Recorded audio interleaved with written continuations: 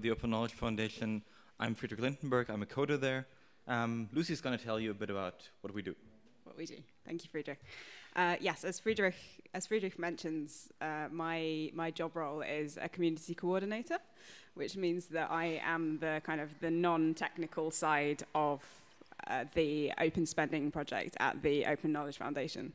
And I'm aware that you probably don't know what the Open Knowledge Foundation is, so we're just gonna show you very quickly what we do and how it fits with spending information and how it fits within kind of open government information in general. So Friedrich, if you want to go to the next one. Okay, so the Open Knowledge Foundation exists to promote open access to data. We're not too involved with doing things like freedom of information requests. What we generally do is build tools. We build things to show people that if you give us, if governments open up government data, what we can do with them, how we can use them, we can visualize them, build tools hopefully that are useful for journalists, for advocacy groups, for general citizens to understand what it is that governments and other big organizations do. So yes, my role is obviously on the community side of things, and Friedrich's is on the tool side of things. So we're going to play tag team a bit on this one to convey what we do. Yeah, I think the background theory there is that once you've got interesting tools, they can enable kind of cooperative patterns of working with information. And these communities that kind of work together on creating valuable knowledge resources, that's, I think, what we're trying to do. Yeah. Okay, so also we should probably clarify what we mean by open data, because there are a lot of different definitions bandying around. We, as an organization, have a very specific definition of what it means. So the definition that we work by is that open data is data that anybody can use, reuse, and redistribute.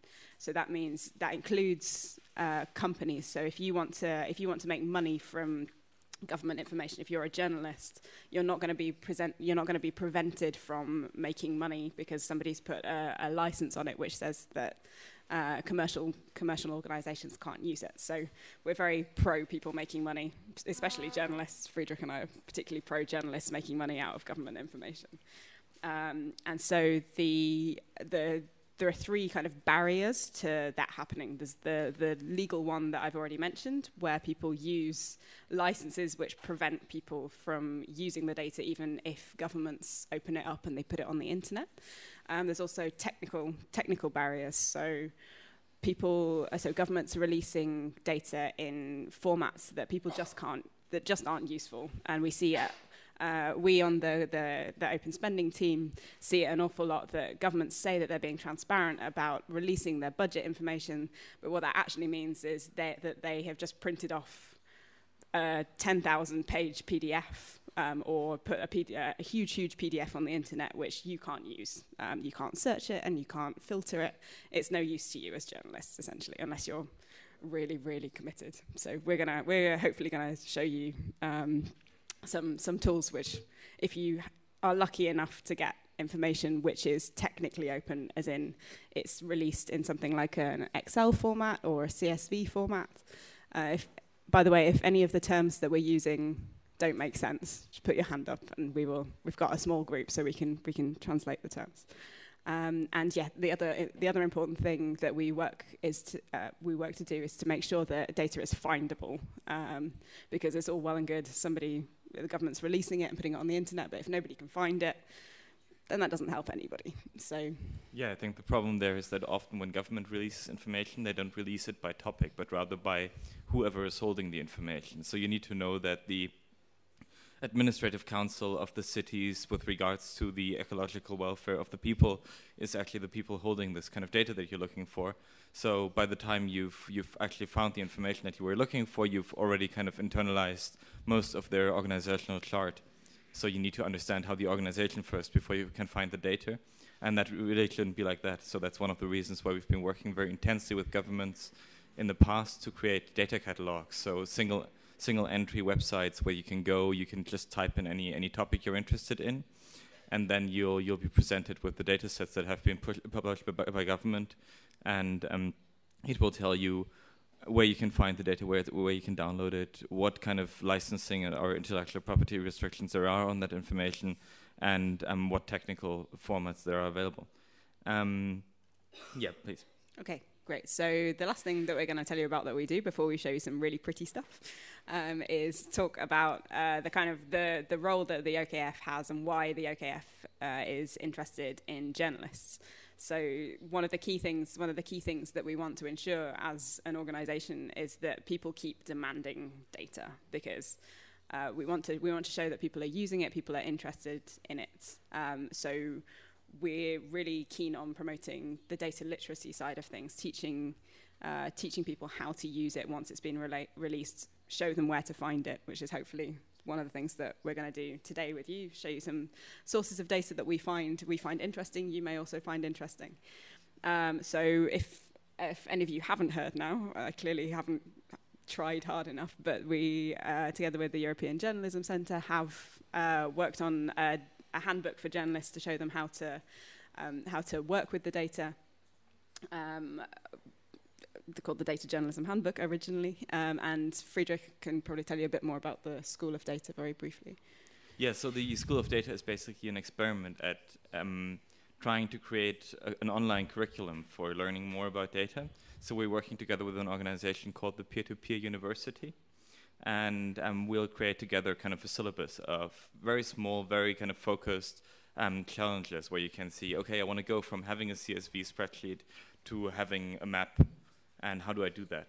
And we've not yet started very much into that project, but it's going to start, I think, in late May, and I'd invite you all to kind of participate and give feedback and join the courses once they're up and running. And you can, I think, sign up for a newsletter on schoolofdata.org. So, yes, hopefully, because there aren't very many people in here today, we might actually be able to do some live demonstrations of things on open spending. But we'll show you, first of all, what the project is that we work on, and what kind of information it contains, what things we're hoping to do with it in the future.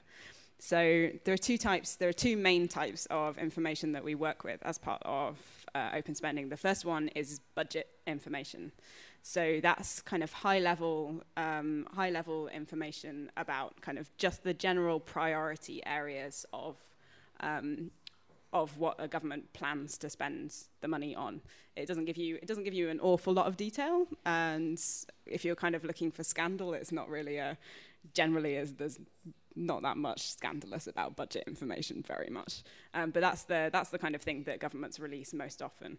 So we do put that in there, and we produce visualizations like this one. This is called a tree map, and you can, in open spending, you can see the various levels of the data. So if you click on any of these squares, you'll be able to go down to the next level and see in more detail what's spent in a particular category. So then the second type of information that we work with is spending information, which is, I think, from a journalist's point of view, a little bit more juicy and a little bit more interesting, because this is actually, like, this is history. This is what governments actually spent money on. Friedrich, do you want to say anything more detailed about spending information? Yeah, I mean, the one special thing about spending information is that basically every place that government is active, they have to, at some degree, at some point, produce, or they'll have to spend money on it, and at that point they'll have to document it in some way as well. So for every area of government, whether it's healthcare, whether it's education, whether it's defense, there's going to be spending information. So in terms of just getting an idea of what's going on in these things, that's where you find out, number one, what programs has money been dispersed on, what has actually been spent, and number two, who has it been given to, and what purpose has it been given to. And in some rare, but increasingly, in some rare cases, but increasingly, you will also find some documentation on whether it has been successfully spent, what has been achieved with the data. Although that is still kind of often there's like two databases. One of the databases is tells you kind of where the money went, who got the money, and then there's another database which contains evaluation results, all that kind of information. and those are still often separate. There's one notable exception to that. That's development finance. There's an international initiative called IATA, and that's IATA, TI. What they're doing is basically they're mandating a common format in which every country in the world and every development organization working on international development is supposed to release their information. And they've actually been surprisingly successful at getting that information out. So you can start to kind of reconstruct the financial streams of development finance and see, okay, from the UK Department for International Development allocating 5 billion for that this or that program down to, okay, someone is building a school in a town somewhere, or someone is helping some people in some other way, and once you can kind of make this whole connection, and once people on the ground can then kind of add information on its effectiveness, on whether it has arrived in the first place, that's when I think it becomes really powerful. That's also why we're seeing ourselves more as a community. But I think we'll talk about that in a minute. Yeah, we'll talk about that in a second. So I just want to roll back the clock a bit, because we showed you, first of all, what the site looks like now, but we just want to show you what it came from. So this was the first project that the Open Knowledge Foundation did regarding government money and where it goes, which was appropriately called "Where Does My Money Go?" And it shows the UK taxpayer what sectors of kind of what spending sectors their money is contributed towards, and we call this one a bubble tree. It now looks slightly different, but you can kind of get the general overview of what the UK government's priorities are. I think you can see quite clearly that the biggest bubble that you see on the chart is the helping others bubble. It's kind of the social support, what they do. If you look at America's one, if you looked at the same data for America, you'd probably see a huge defense bubble. So just for the kind of the high level overview, it's quite interesting. Just to say about the helping others bit, because it's kind of interesting as a way to deal with it. That's not called helping others in the government data that we received. There's an international classification scheme called the COFOG scheme, and they have a very bureaucratic name for that. But we decided to de-jargonize. I'm sorry for the people in the back there translating that. We removed the jargon, and we decided to call it for what it is. And I think that's a very useful thing to do when you get this kind of very bureaucratic stuff, and budgets, I think, are some of the most bureaucratic language you'll encounter. Lucy, you've run away during the middle of your presentation. That's very interesting. But maybe I can just continue there. So the problem we kind of see is the Open Knowledge Foundation did this in the UK. I separately started doing this in Germany. And this is just a collection of like bubble and other visualizations that have been produced over the last 2 years. So basically everyone is kind of starting doing these same things. And it turns out it's actually quite a lot of effort to do it. You need to, I think the effort is decreasing, but you need to kind of get the data, you need to build a website around it, you need to create the visualization, you need to make sure it's correct, etc., etc. And so this, in a sense, is an enormous duplication of effort that's been going on there in the open government data community. So we kind of saw this and wondered, can't we kind of collaborate on that? So the idea was, can't we create kind of a common pool of financial information for whoever wants to contribute to it? We now have the somewhat ambitious slogan of collecting every government financial transaction in the world that's being released. I don't think we're anywhere close to that, but what we're trying to do is basically provide a platform in the same sense that Facebook is a platform, but ours is basically for everyone to contribute to upload financial information from governments, and then to be able to kind of easily reuse all the tools that have been produced in other countries and other circumstances for analyzing that information without having to go through all the effort of redeveloping them from scratch. And there's a very nice model of that, which is OpenStreetMap. What they've done essentially is they've started with kind of the first really cheap GPS devices becoming available to just go around their neighborhood, and everyone would basically collect the coordinates of streets and houses and other things in their neighborhood. And I think they've now created something that is in most places better than better than Google Maps. So they've created a really good public resource, and our goal is to do the same thing for money, for at least public money. Yes. You want to? Yes. Okay. So if you just want to move to the next one. So the way that works is basically anybody can come to us at Open Spending and say, I've just realised that we don't have a link for Open Spending in here. So it's openspending.org. If you do want to visit this, if you've got a computer with you and you want to have a look while we're talking, openspending.org. So anybody can come to us with a data set, as long as it's in the only format we take at the moment is CSV, right?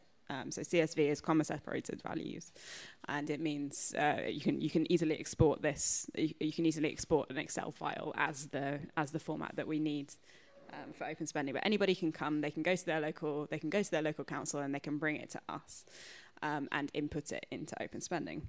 And that might not sound that interesting. You might think, as a journalist, why do I want to start doing that? But when you actually start looking at the size of some of these data sets, they're millions and millions of rows. So they're in some cases too big to open with Excel. Whereas you can still put them into Open Spending because it's a database. So if you have a huge spending data set, we hope that what we were trying to do with Open Spending was to make it the easiest way that you can kind of upload and explore the financial data that you have.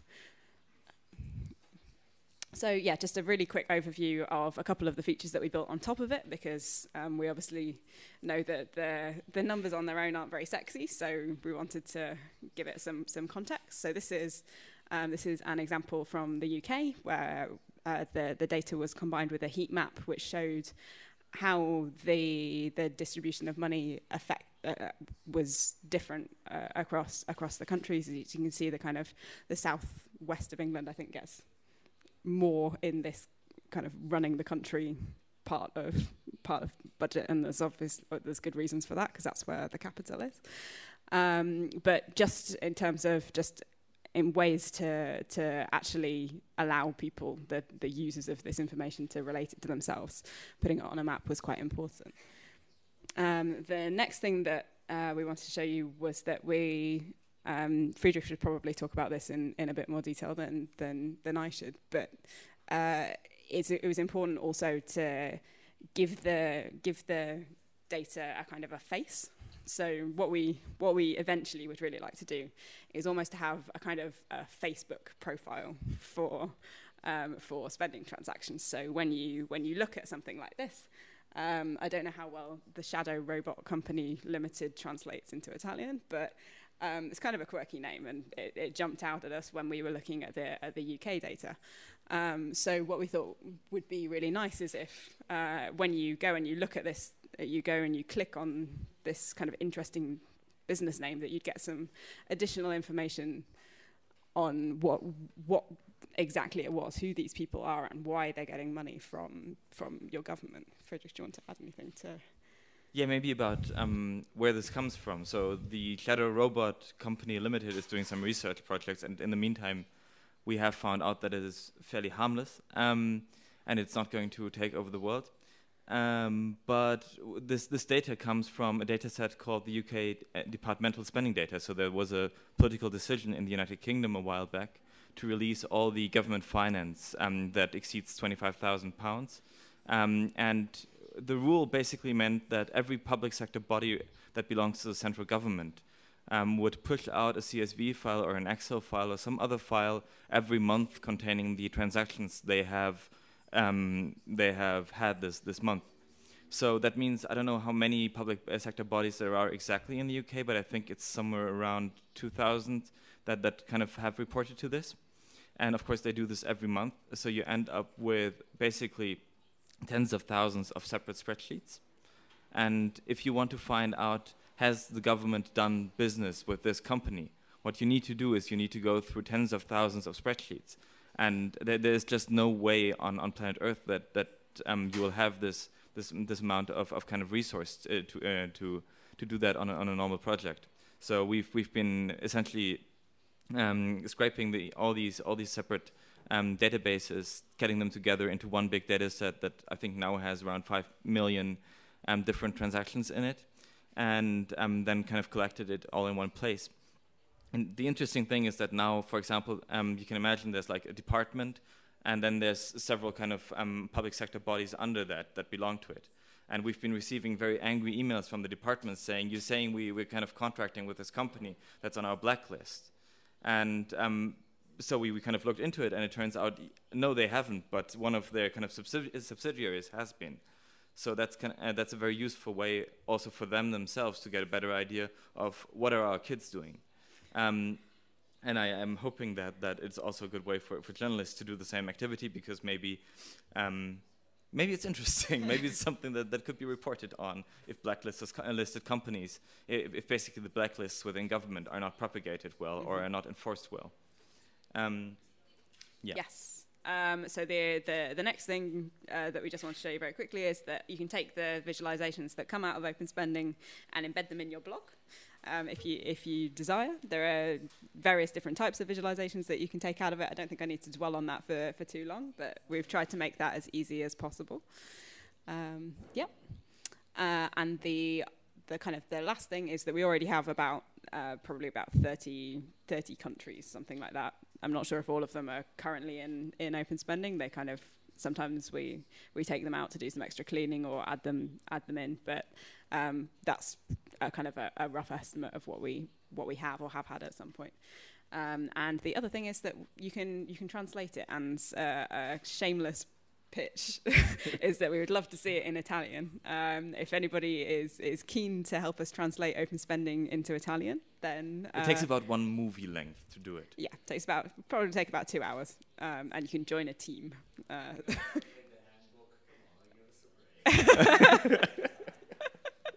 There's a lot of people in Italy. Like somebody's.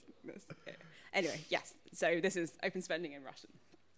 Anyway, so yes. Then we move on to our second project, which is related to open spending, but it's more of a kind of a community project. It's kind of how do we get journalists to report about this stuff? Because we're really excited about it, but we're nerds, and we spend a lot of time kind of digging in it and looking for things that we find interesting. But a while back, we kind of came to the realization that, particularly with the open government movement going on, it's a real shame if journalists don't report on this stuff. And in our experience, and over the last kind of 6 months that we've been working on this project called Spending Stories, we've had an incredibly difficult time actually getting journalists to work with this stuff, even with our help. So, just to say, I mean, there's two kind of weird moments. Weird moment number one is I'm a coder. I'm not a great storyteller. So I sit there and I kind of analyze these data sets, and so often you kind of find this stuff where you kind of think, okay, I wish someone was there to kind of go dig deeper, look at what's happening there. And we need to I think we need to establish a kind of workflow where people who kind of dig into data, who analyze it, who find anomalies, and people who can then write about them, who have the journalistic skills to call up the ministry, call up the supplier and find out what's happening there, to connect. And the other one is, in the meantime, it almost makes me a bit sad whenever I read these headlines that say 50 billion are going to be added to the budget for schools. Normally that means that there have been 49.5 billion that have been reallocated. They were already being spent on schools, but they now got a new budget code. And then there's half a billion that's actually being added, but that means we won't get any more clean water in our cities. So kind of taking a critical look at how the numbers are constructed that we often kind of see in the newspapers, and kind of connecting the newspaper articles that talk about public finance back to the actual facts, to the figures. Mm-hmm. I think that's incredibly powerful. Yeah. So I know people are now sick of the term data journalism, so we're not going to use it anymore. But this is kind of the key. The thing that we get really excited about is this evidence-based journalism. So we would love to see journalists take things like the shadow robot company little profile box and embed it in their story to actually show where the numbers come from, and more importantly, kind of put them in perspective and be able to relate them to how big a slice of the pie the thing that they're actually talking about is. So we're just very quickly going to show you a couple of things. This was the La Stampa coverage of the kind of Italian regional accounts, wasn't it? Is it Italian? Yeah, so what happened is last year we had a colleague who went to Perugia and he met all of you guys and he was really excited about journalism and he kind of hooked up with one of you. I don't know whether that person is in the room today, probably not. And they decided they wanted to kind of put this in, make this for Italy and put it up on a website. And the interesting thing is it kind of worked. It got featured there. It got quite a lot of visits. And also it got that person who was there last year interested in how can we work closer with journalists. So that's how Spending Stories in a way was born. Mm-hmm. And the idea was, okay, let's get some help. We put in a proposal to the Knight News Foundation, and we got a grant to basically work with journalists on concrete spending stories. Yes. So initially we thought, this is fantastic. We've got money to help journalists work with this stuff. What are we going to do? And the thing that we wanted to do was kind of build this nice, facilitate this flow between the kind of the nerdy data people like we are, the traditional media, and the advocacy groups who have more time to dedicate to research, have the agendas, often want to leverage the kind of the media to help them show a particular aspect of the data. So that was the main aim. What we've kind of found so far is that it's usually the advocacy groups that are using it at the moment. But we'll show you an example in a second of a case where the advocacy groups worked with media quite closely. So probably the most important part of the Spending Stories project, and the thing that gets people like Friedrich and I really excited, is attempting to help journalists get over this kind of one data set, one story thing. And thank you. Yeah. So this one data set, one story thing, holding on to their data set that they've got. They've gone to the council. It's theirs. They don't want anybody else to have it. They don't want anybody else to have it as a resource. It's theirs. It's their source. It's their scoop. That's, as far as we're concerned, not true, and it's also not productive, and we're going to show you an example of why, and why, if you're a journalist, we think you should help contribute to this kind of overall, this huge database. So this is the first story that came out of the Spending Stories platform, and it is an example. We were approached by an organisation called Privacy International. Has anybody heard of Privacy International in the room? No, nobody's heard of Privacy International. Okay, so Privacy International exists to stop. They want to stop governments turning into big brother states. So they are particularly concerned with companies. I mean, this is one of the things that they do, but this is the thing that they did when they were talking to us.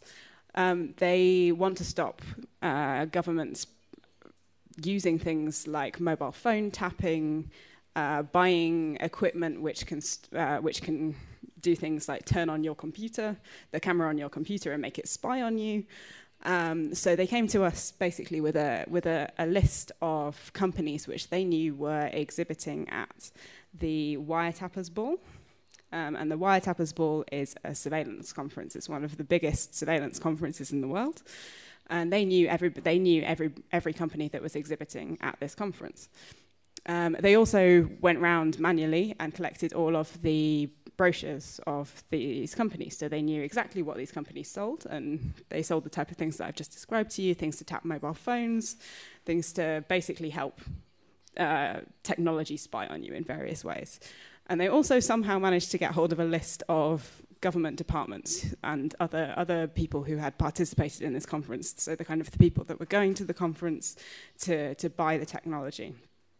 And what they came to us for and asked us for was a way of searching across all of the data sets that we have in open spending, because they wanted to prove not only they knew that these people had attended the conference, but they also wanted to prove that the governments had actually bought things from these companies.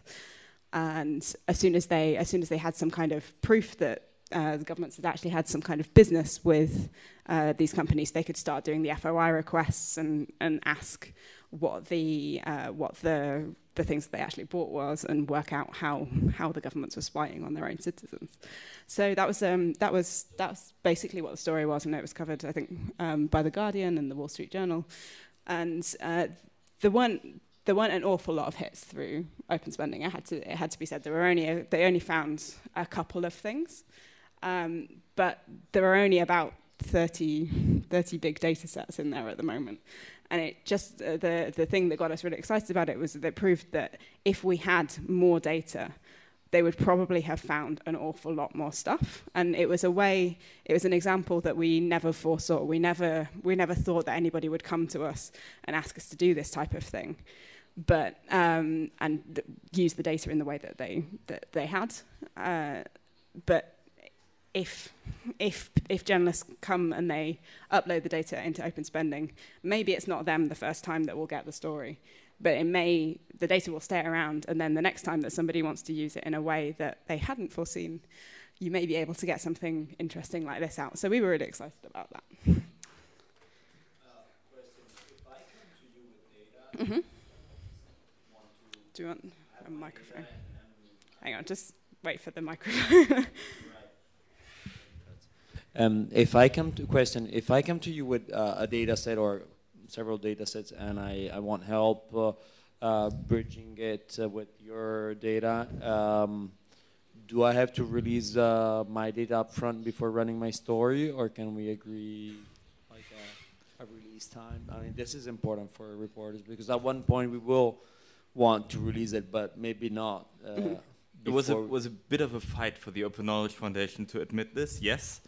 But you can now, basically, you can create what's called a staged data set. So the data set is private until you hit one button that will make it public. And so I think it's a really nice way. You can write your story. You already see the links that are in there. You already see all the visualizations that are available for it.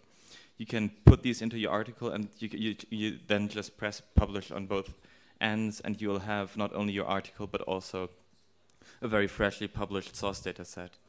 Mm-hmm. Yes. And we don't think that it really conflicts with our aims as an organization, because, I mean, people upload stuff to things like Document Cloud, and until they're happy with it, there's no reason why they should publish it as soon as they put it in there. So, like, we encourage you to publish it eventually, but as long as that happens, there's no problem. So yeah, I'm gonna probably Friedrich should talk about this one, but just a quick example of another one that's kind of the interesting thing about open spending, and I'm sorry that we're making this an advertising. It will get more hands-on in just a second. But the interesting thing it has an API, and this is like the most boring thing I could say to this room, I think. But what that means, it has a web interface that you can program visualizations against very, very easily. So this is kind of a very specific visualization that we've done. What it does is it shows parts of the German budget, and what it shows is there's one edition that comes out in the year when the budget has been decided, and that's kind of an estimate of how much will be spent on a specific area.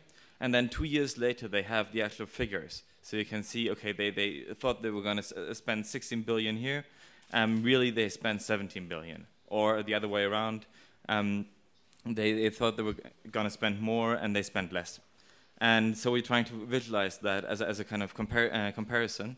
And what's interesting there, for example, and this has been cut off, this bad screenshot, we have like Social Security, and we had a massive political debate for I think 3 months in Germany about whether Social Security should be raised by 400 million.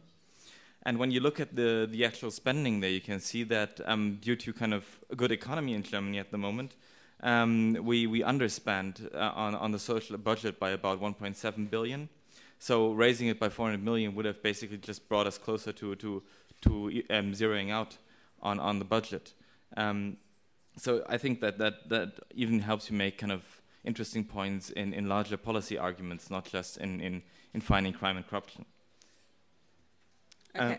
Okay, so the final thing, just before I hand over to Friedrich, who's going to do a bit more kind of hands-on thing with you. He's going to show you how to before you even start thinking about looking for in-depth things in your data, what type of things you can do to clean it up and work with it, and also maybe do some kind of filtering things to show you some of the things that open spending can do. It's just that we have had some successes, but the spending appears to be fairly topical and sexy at certain times in the year, and we're trying to work out how we can keep the thread going all the time, because I mean, this is the Guardian featuring our tax calculator, the Daily Bread tax calculator. So you can input your personal salary, and it will show you on an individual basis what you contribute to the various kind of spending areas. But they published that directly before the budget, and we saw a huge kind of traffic spike where people were really interested in it.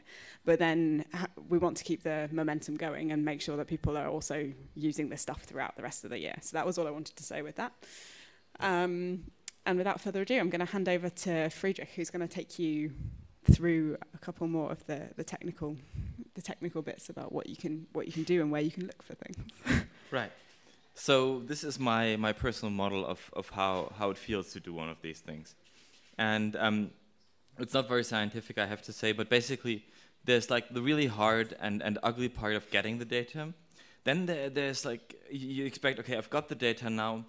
Now I'll have all the fun. Now I'll have all the knowledge that will come out of it. I will have the visualizations. I will have all of that. But there's even a second stage, the boring part, where you just have to take care of storing it properly and presenting it. And then you can go into the visualization, then you can go into the research, etc. And probably this one is horrible because it should be a loop, really. I mean, it's of course an iterative process where you find some stuff, you clean it up, you make sense of it, and then all it really tells you is most of the time you need more of it, or you need to have another part of it to really make sense of it. I mean, in the past 3 days, I don't know who of you has attended any of the other events that took place, but we've talked quite a lot about getting data via freedom of information requests, about getting data via web scraping and PDF scraping. And we've also talked yesterday, I think, about visualization and how that can be done. Today I want to talk about the area in the middle a bit. And all the stuff that needs to happen between you having a spreadsheet and you having a story. And I can't claim to be very good at actually telling the story, but the interesting thing about data projects is that about 70 to 80% of the time go into this middle bit, right? You have some data, sometimes it's just very easy to get it, but then it's in a horrible way, it's in a horrible shape, and you have to spend another 70% of the time just kind of making it cleaner, making sense of it, finding out what department code 50579 means. And but we should stress, we think it's worth it.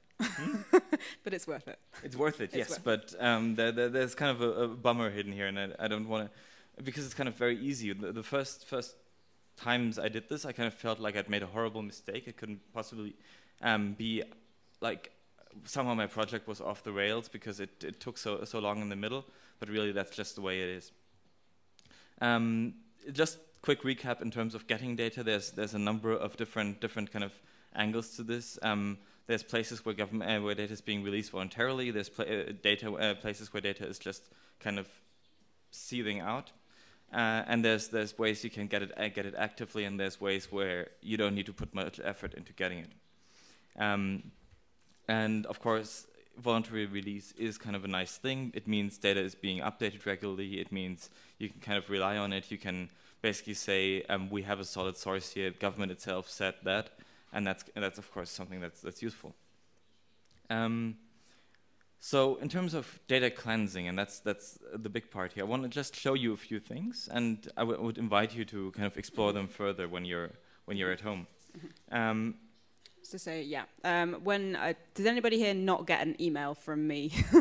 Does anybody just come? Okay. So when I sent out an email just before this workshop, I think on Tuesday or Wednesday, which has the links to download the tools which Friedrich is about to show you. So this is Google Refine, but if you haven't downloaded it already, just Google Refine and you'll be able to find it. I should also show you the link of that pad here again. I think Leanna's put it. Okay, you've put it on there. Okay, so yeah.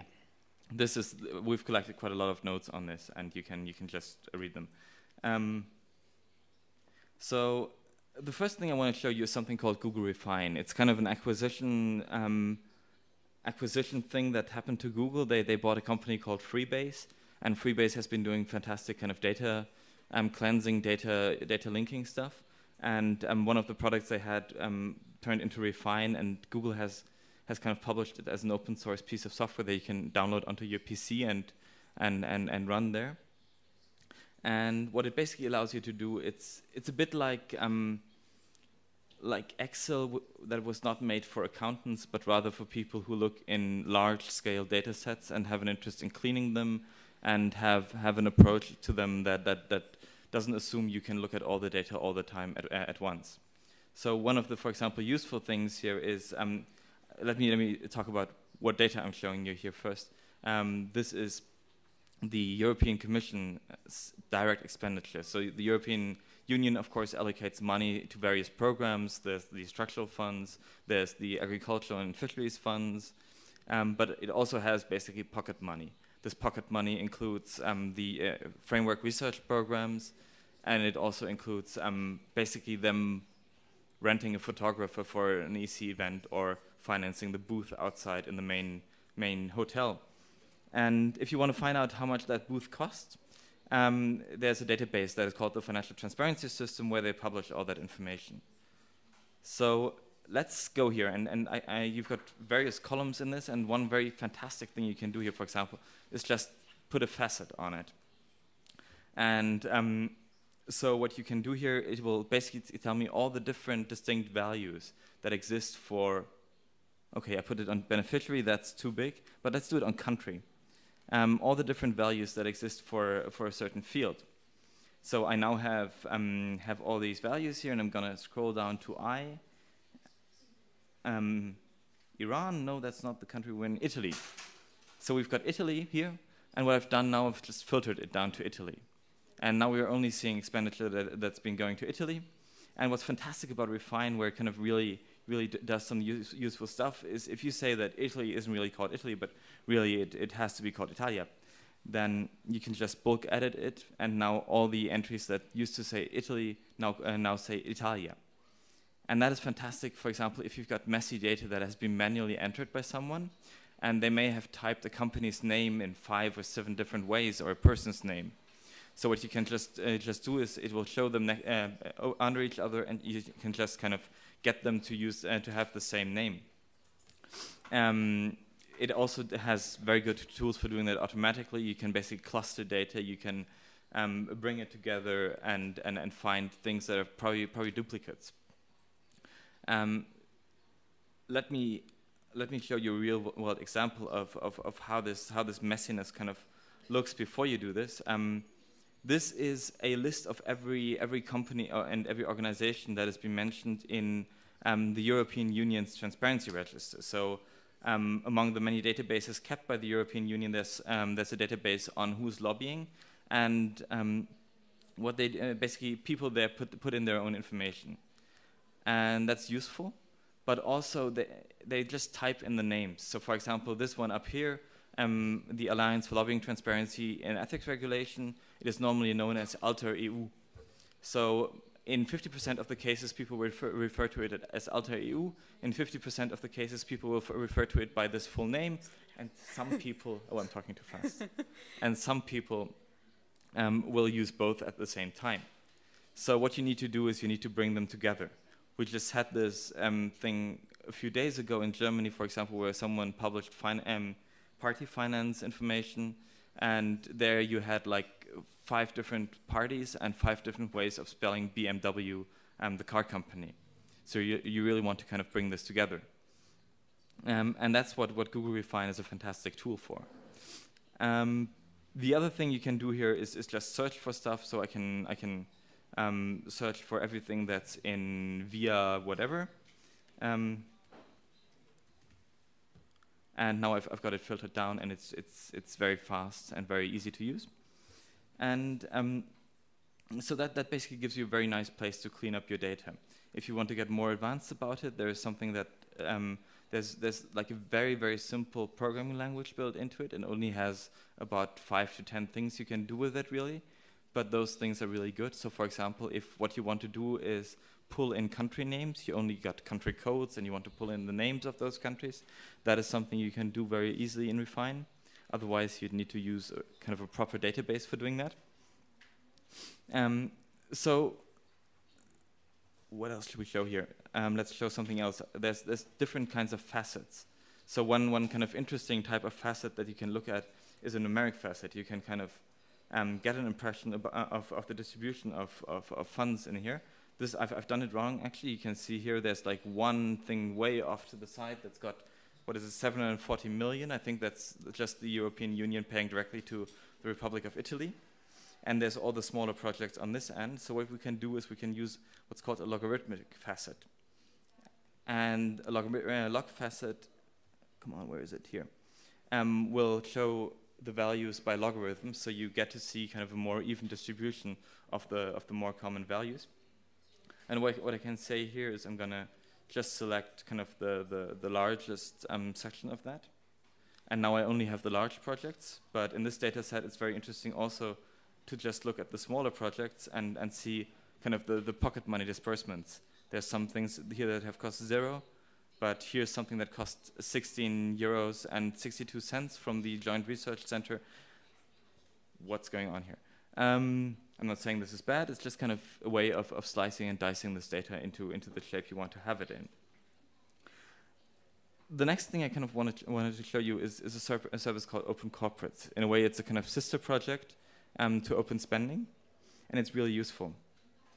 So while we have the megalomaniac vision of getting every government transaction into our database, the organization running that service has the idea of getting every company into their database. So for every company in the world, there should be a unique entry in here. And let me just type in some name here. I've got British Petroleum here. And now, of course, there's the internet break. But basically, you can find all the different entities called British Petroleum. And you can see, for example, here there's some weird pseudo company numbering scheme going on. That's very interesting. Where's it happening in Pennsylvania? And you can basically just see that there's this corporate entity. And the interesting thing happens when you start combining these. So, for example, here I still have my set of spending entries, but I could combine this with the company's entries. Now, unfortunately, we don't have company's information for Italy at the moment, so I'm going to have to demo this very quickly for the United Kingdom, which is under you, I guess. We hope. Yes. By the way, I've been linking some. You don't have to worry about following this along now, because I've linked some really good tutorials on Google Refine from Pubblica and some other places in the pads there. So if you, what we're trying to do now is not to show you exactly how to use Google Refine. It's just to get you excited about what type of things you can do with it. So yeah, don't worry about following along too much. They're in there as well. Okay, so what you can use is basically called a reconciliation service here. And I will just kind of add Open Corporates here. No, come on. And with this service, the live demo thing really doesn't work on the Wi-Fi here, I'm sorry.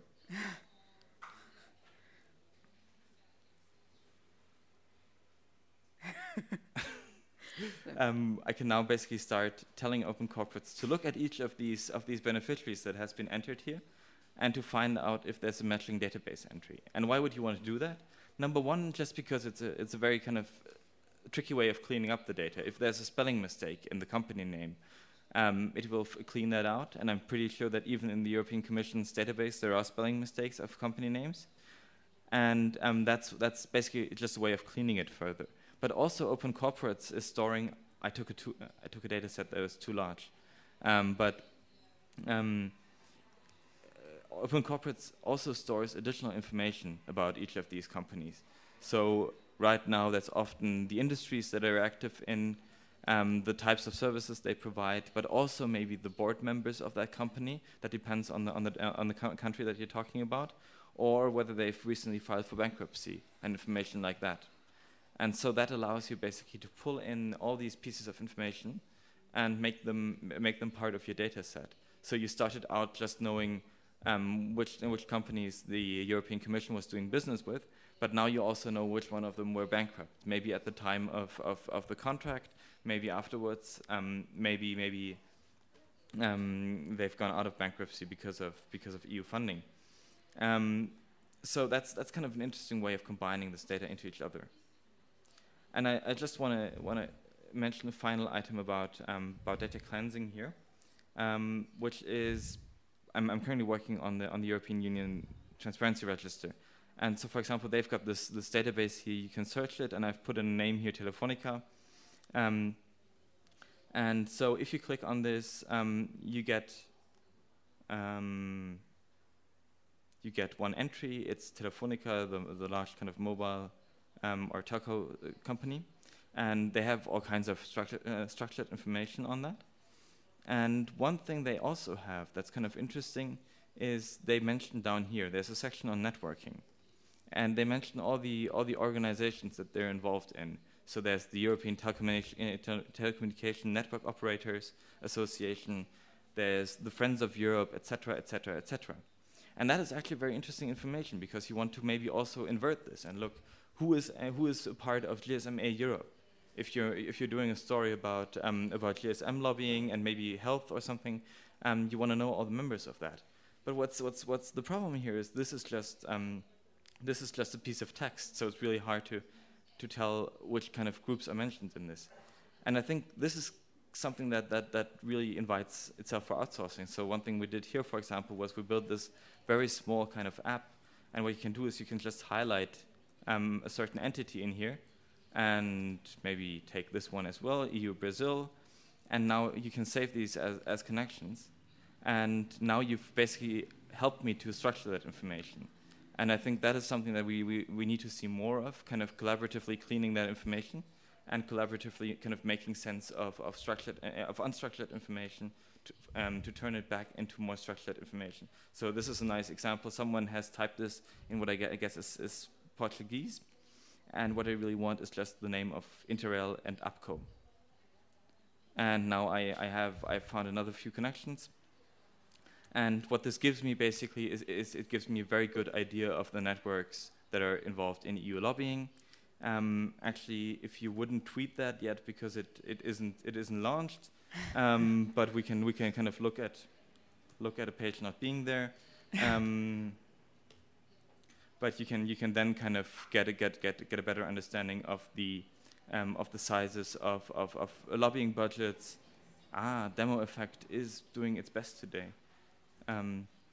But let me just type in. No, this really won't help me today. Okay, I shouldn't have shown unfinished software. But basically what this will show you is basically good information on who is lobbying in Europe, on which topics, for which purpose. Okay, but the point here is just about data cleansing, about making that work, and about having the right tools for doing it, and often just putting a lot of energy into it. Because the truth is, after you've highlighted all of these kind of entities in the description text, someone still needs to make sure that Friends of Europe is not spelled 55 different ways, which unfortunately it is. So that's in terms of data cleansing. Now I want to invite you to actually play with me and have a go at slicing some of this data. Who in this room has a laptop and can kind of do that? Or has any kind of internet-capable device bigger than that? Okay. Can everybody see a computer of some description? Or we can just Or we can just show you. do it We'll try and go. Yeah, we'll try and go slowly. If you do have a laptop, feel free to go through this yourself. So, I mean, this is open spending. This is the data set I mentioned before about commission expenditure, and there's like the most general view on it is just which department of the European Commission, which Directorate General spent how much. And you can see here research and innovation spent the most because basically that's their job. This does not include, of course, any of the really big money, right? There's no farm subsidies in here. There's no structural funds in here, etc., etc. That's different pots of money. So what you get basically is you can just go here. You can create a visualization, and this is a really nice way to explore the data. You can use a couple of visualization types, but I'm just going to invite you to use a table here, because in terms of understanding what's in the data, that's a very nice way to do it. Could I steal your power connection? Thank you very much. That would be embarrassing. Going well prepared into these things. Thank you. Okay, so now we've basically got the same view we've got before. We've got these programs, and now what you can think about is this data here is just a giant spreadsheet, and what you can do here is you can add it up by certain criteria, which is the columns bit up here. So did everybody see how Friedrich got to where he was? Did anybody not see? Do you want us to backtrack? Okay. Okay. The first thing you have to do is you have to go to the dataset selection, and you can just type in Commission. You will find the European Commission grants and commitments up here. Mm-hmm. Then you'll get to this page, and here you can click on visualizations, and you can create your own visualization. Someone left a test visualization here, but we'll see later how that happened. So then you can basically select the type of visualization that you want to make. And for example, I could make a bubble tree here, or I could make a tree map. But I'm just going to do a table because it's kind of easy to understand what the different operations are and what their results are in more mechanical terms this way. So again, we have this giant spreadsheet, but what we're going to do is we're not going to look at the individual rows in this. Instead, we're going to add it up by certain criteria.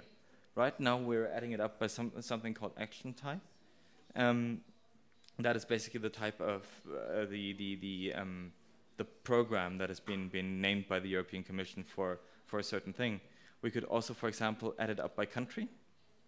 And we'll see that here we've got France and Belgium, and of course there's a bias towards these two because the European Commission is in Belgium, and they're going to have to buy some food and probably also some buses or whatever it is, kind of in logistics that needs to happen there. Can we? You is can't it really. Too small? No, it's just chopped off the edge. Is there any way of moving it?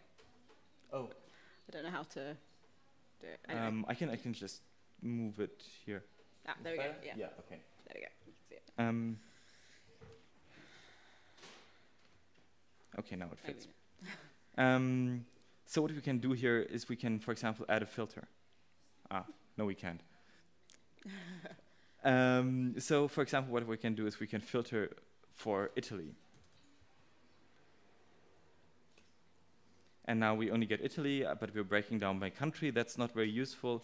Instead, what we can do is we can break down by action type. And again, we've got the same kind of overview, but now it's only those entries in the spending that relate to Italy in some way. And you can kind of get an idea of this in your mind. Imagine you've got a dice, like a cube. And what you've done now is you've sliced off one section of it, the section of it that relates to Italy. You've now got a very kind of small piece of the cube that you've sliced off for yourself and that you're looking at. And now you're breaking down the slice that you're looking at into all these separate pieces. We can also break it down by other criteria, but we can go even a bit more precise because we've got this thing in here called the beneficiary. So we can go for the city of the beneficiary, and we can go to Perugia, which is where we are at the moment. And now we've got the same view just drilled down into Perugia. And we can here, because it's a very small town, we can just see the the different recipients of funds here in Perugia. And so the university here in town has received something 8 million, and the province of Perugia has received something, I don't know what INCO SRL is, but for example, we can add some more information, like for example, the grant subject. So now we'll see, okay, the university has received several grants, in fact, for nanoscale energy, for various other projects. There's some media stuff going on here. So we get a really good idea of what the different investments are. We can also go back up to a kind of policy level, see where in the European Union's budget this money was allocated originally. And that's basically a way of exploring this kind of public spending, I think. Now, what we encourage you to do and why we've kind of built this is now you can just go and save this, and it'll allow you to kind of take this visualization, in this case, as a table. So maybe using the term visualization is not the most appropriate way. And you can just put it into any content management system, or in this case, into a blog. And if the Wi-Fi is willing and friendly, come on, Try dear refreshing. internet. For some reason it doesn't work the first time. There you go. You now have basically an embedded view of this data in your thing. So that's a really easy way to get some financial information into your article, to have some source data available here. And also you can of course dig into this kind of click on any of these items and get more information on the various pieces that are in there. Please. Question on the beneficiaries. Do you have does your data, how do you identify beneficiaries? Is there a unique identification number, for example, a VAT number? Because I'm always struggling with, with universities it's pretty straightforward, but with SRL companies, that's limited companies, I'm always struggling to be sure that that company is the one I'm talking about. Yes, I mean that's a huge problem, and that's why I showed open corporates before. But because essentially they solve this problem, because they. Do they solve it for Italy? No, they don't solve it for Italy yet. So you need to press for government to release a machine-readable version of the company's registry. And I shouldn't be saying this so loudly because we haven't been successful in Germany either. But I think that is one of the key data sets that need to be out there. Otherwise, you cannot really talk in a data-driven way about any kind of corporate entity that is in this country. They won't do it because you have to pay to access the register, so they don't want to release it. Just for the audio, they won't do it because you have to pay. That's certainly true, but I mean, I think we need to get this kind of restriction removed. We need to, I'm preaching to the choir here probably. Also, I think that basically spamming them with FOI requests for this information might be just one way of doing it. In Germany, for example, this data is being kept by the local courts. So there's 688 local courts, and I'm planning to send an FOI request to each of them. And if one of these 688 doesn't get the memo and answers to me, then I can ask all the other 687 why they did not answer if this one answered. So I think there's these kinds of bingo you can play with that. I think we need to be creative about doing that. Also, in some cases, scraping the information helps. For open corporates, of course, detailed information about companies might cost money, but maybe you can just get like 2 pieces of information: a unique number that identifies this company, and the name of the company. Because then already what open corporates will provide you with is this kind of URL that can be used across different data sets to identify this company. And using a URL is kind of a cool idea for identifying different entities, about identifying different pieces of information, because number one, it's unique. There can only be one thing that happens under this URL. And number two, you can type it into your browser, or you can tell your a computer program to kind of call it and then get more information. So it's a really good way to, number one, make sure that you have a unique entry, and number two, to have a way to get more information about that particular entity. So yes, we have some data sets where we have actually linked it completely and successfully to to the Open Corporates Register, there's, for example, UK departmental spending, the one I mentioned before. And here, if I'm going to search for Xerox, I have Xerox Unlimited, and okay, that's basically the result of running this through Open Corporates. It's just one individual thing, and I'm pretty sure that there was several different departments that refer to this. No, it's only work and pensions. Okay. Yeah. So. Do you think we should wrap and let people ask questions, or shall we do some questions or some feedback or whatever? Or we can take you through. Oh.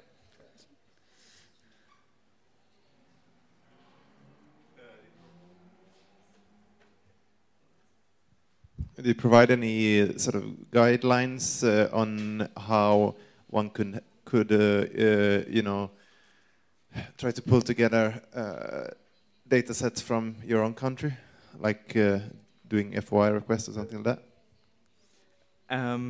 That would actually be the part that we could do next if there are no questions, because we've just done a quick survey in Italy.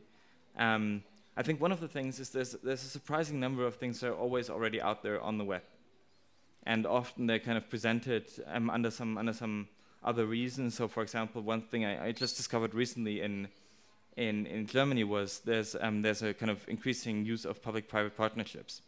So public services are being outsourced and run by private companies, and there's like an umbrella organization, and they basically want to advocate more public-private partnerships. And one of the things they did was just collect all the big and, in their eyes, successful PPPs, and they basically just collected all of that information for me, and I could just, essentially I just ended up calling them saying, can you send me that database? And they asked what you want it for. Well, I'm a big fan of public partnerships. Okay, here you go. And now I've got this database, and I can make a good kind of visualization out of it. So in lots of cases, there is already information available. Otherwise, FOI. With FOI, the biggest problem for doing this kind of stuff is you need to get it in something that you can reasonably turn into a machine-readable form. So it needs to be relatively well processed. If they send you Excel files, or if they send you CSV files, you're golden. If they send you PDFs, you might have a lot of work in front of you. If they send you paper, you really need to want it to be able to do it, or to invest the resources necessary for digitizing the information and then turning it back into structured information. One thing, for example, we've been looking at in Germany, also we have regulations about disabilities. So blind people have access to documents in a special way. And so we're currently looking for a blind person to ask for that information for us, because they have the right to get it in machine-readable format, essentially. So maybe there's some degree of creativity needed. Good tip. Other. Does anybody have any other questions? Or we can show you how to do visualizations if you like. Give so the question was, is it possible to download the data from the site? Yes. So there's one easy answer to that. That's you can always download the source data. For the visualizations, you mean the specific breakdowns that are there? I'm working on that. It's hopefully going to happen before the end of May, because it's been requested a number of times. But currently, the easiest way to do it is if you have a table, just mark it up with your mouse and copy it over. That's what I told you the day before yesterday not to do. So yes. Great stuff. Are there any more questions? Because if there aren't, we can show you how to do visualizations. Or we can go some data hunting. Or we can do data hunting. We can do that. We can set you loose on the web trying to find stuff. And no? Okay. Would it be useful to see how do you do a visualization? Yeah? Okay, let's just do the bubble tree of Perugia, maybe. So we will go again. We will find the beneficiary. We will find its city. And down here, why do we not get? We're now getting a bubble tree. So you can already see this is kind of the default bubble tree. I can scale it down to Perugia. So now we only have the bubble tree for Perugia, but we'll break it down maybe by beneficiary. No, that doesn't work. There's too many bubbles. So the key thing about this kind of visualization is it has its limits, right? You can only put in so many entries. So let's try and do this maybe by the action type again. Still too many. What can we find that's easy enough to visualize this? Maybe the department. It's a bit better. Yeah, that's a bit better, but then again, what does it tell you? So let's just for fun do the action type anyway, and then we can add a second level, which is the beneficiary. So now we have basically a multi-level bubble tree, and I'll just save this for the moment and give it a name.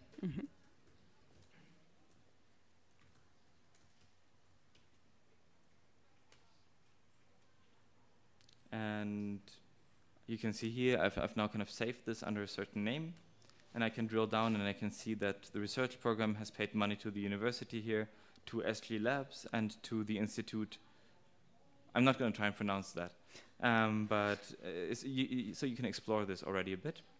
And again, what I can do is I can fetch this embed code, and I can put it over into my blog or into my CMS. Just going to save this, do a preview. You have to refer. Oh, no. What? And there we go. Now we've got our kind of visualization built in here. Lovely. It works really well with departments and sub-departments, because then you can see the kind of the large department, and it also works really nicely if you have something like nuts codes, doesn't it? Are people familiar with what nuts codes are? I don't know what it actually stands for, but they're National Units of Territorial Specification or something. It's basically how the EU divides up Europe, and it's not the same thing as dividing up Europe and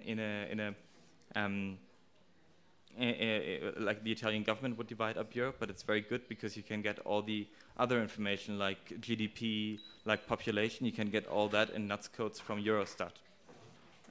So if you ever want to kind of look at this, in fact, I'm going to show you another demo that is not ready. Yeah, today is demo day. Please don't tweet this either. But this is going to be kind of a visualization of what is important for you to live in Italia, or Italy. Let's say I'm very, very big on the environment and I don't want to be sick.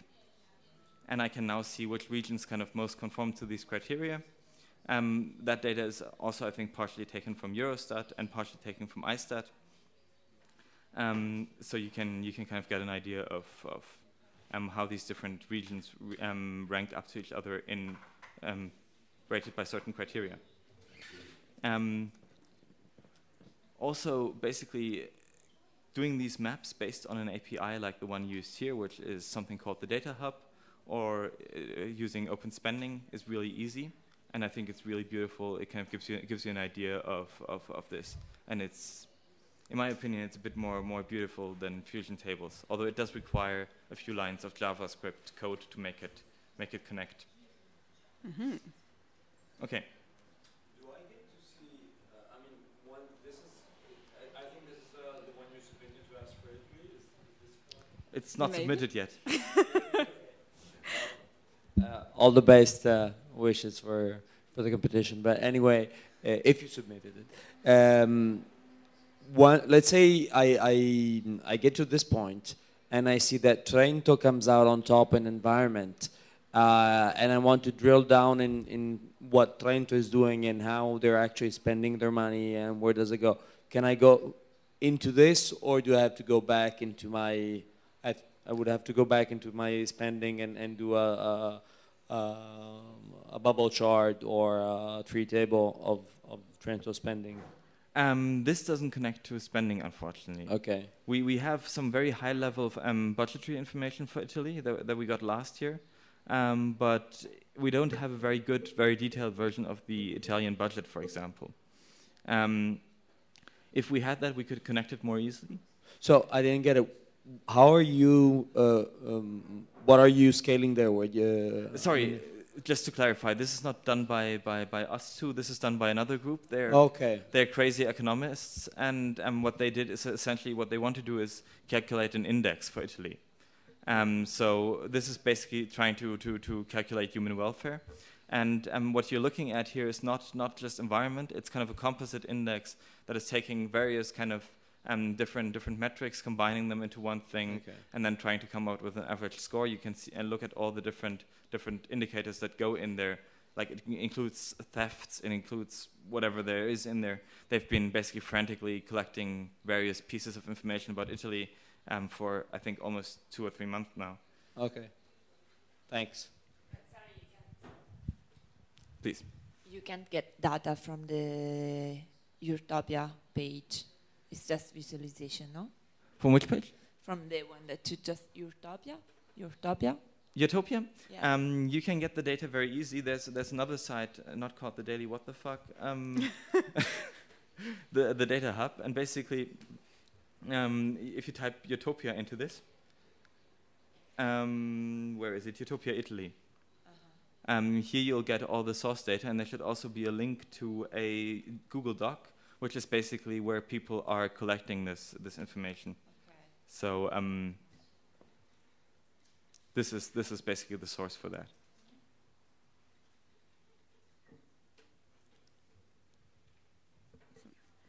Any more questions?